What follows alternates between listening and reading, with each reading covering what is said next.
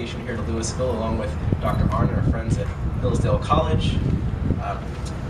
Mr. Cook began his career on the tough streets of Los Angeles, from what I understand. You couldn't tell by looking at him, but he really is a bruiser.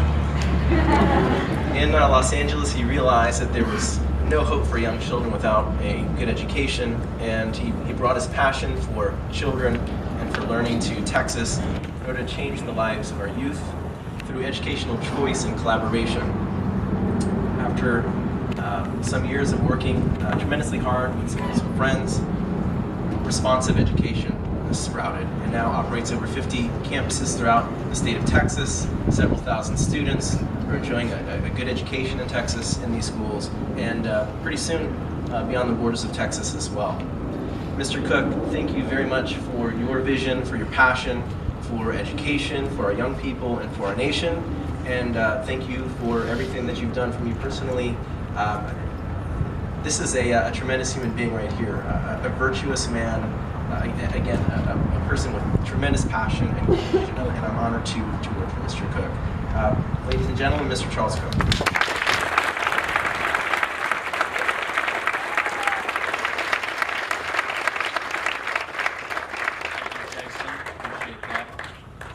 You can't get any better than Jason Karros being our headmaster, so we appreciate him being here. Let's give him up.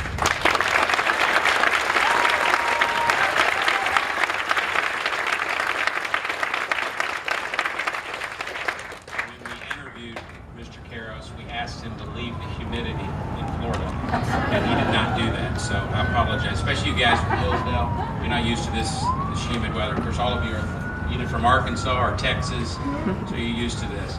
We were hoping October would be a little cooler. So if anybody's getting too hot, especially students, step back a little, get out there in the wind if you need to, okay? Don't want anybody to pass out on us, okay?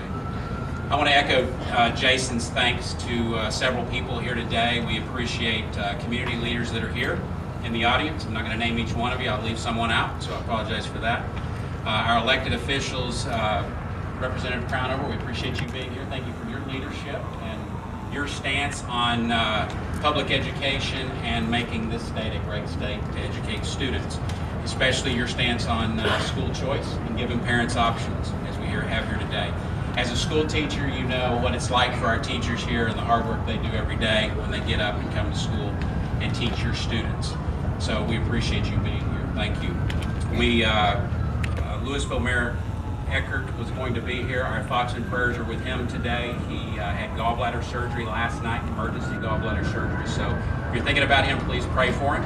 And it sounds like he's recovering right now. So Mr. Bond, thank you for being here from the city. We appreciate it. Great city to be in. We appreciate you being here today to represent the city.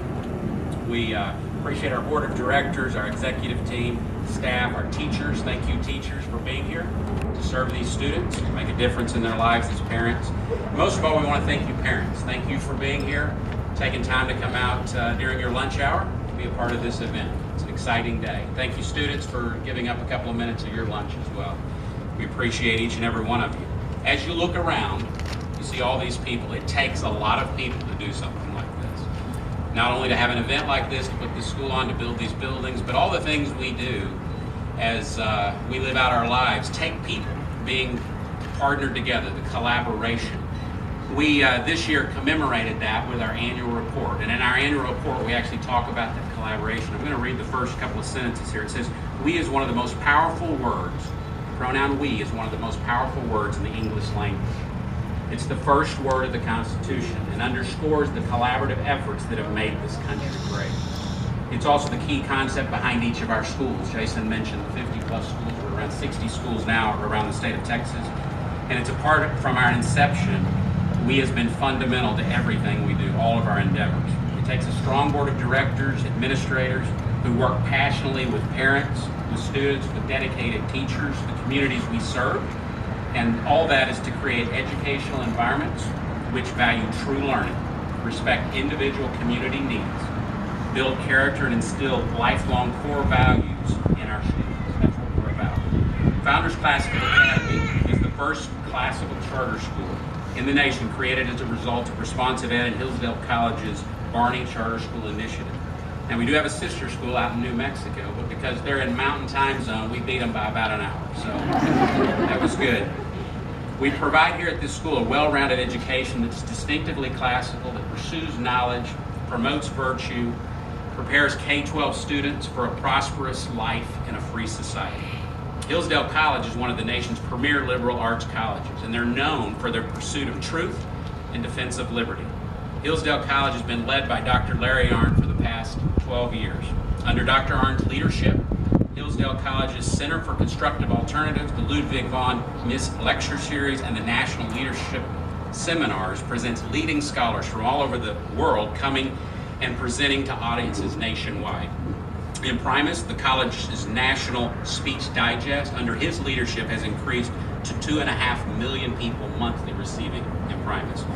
The college has launched the Hoogland Center for Teacher Excellence, the Alan P. Kirby Center for Constitutional Studies and Citizenship in Washington, D.C., and the new Graduate School of Statesmanship.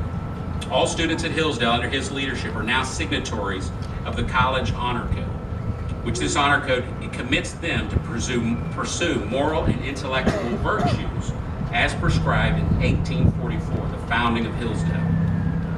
For you students, just to give you perspective, the city of Dallas was incorporated in 1856, so 12 years later. This is an old institution that takes great values that our country was built on. Dr. Arnn is a board member of the Heritage Foundation, the Henry Salvatori Center of the Claremont McKenna College, and the Claremont Institute. He was served on the U.S. Army War College Board of Visitors for 2 years, for which he earned the Department of Army's Outstanding Civilian Service Medal. He's a member of the American Political Science Association, the Montpellieran Society, the International Churchill Society. He's published widely in national newspapers, magazines, and periodicals on issues of public policy, history, and political theory. He's the author of Liberty and Learning, The Evolution of American Education, and his newest book, which he published this last year in February, was published by Thomas Nelson Publishers. It's called The Founder's Key. He's also currently writing a book on statesmanship and the constitutionalism of Winston Churchill. Dr. Arnn is one of our country's greatest leaders. He's a champion of the freedoms which our founders fought for. That's what this school is all about. It's my pleasure to introduce Dr. Larry Arnn.